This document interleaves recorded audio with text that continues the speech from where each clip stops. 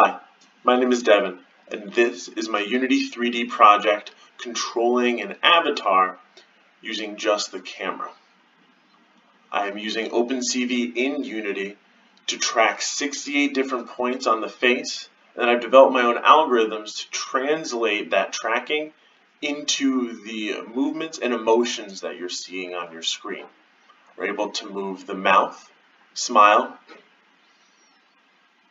and the eyebrows up and down, even one eyebrow at a time.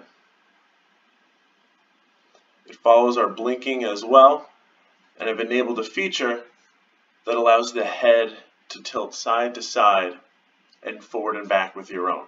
The movements aren't quite as extreme as what the user does, but that is to encourage them to keep those movements small, because turning too far one way or the other causes the camera to lose track of the front of the face and thus those important points that we're tracking.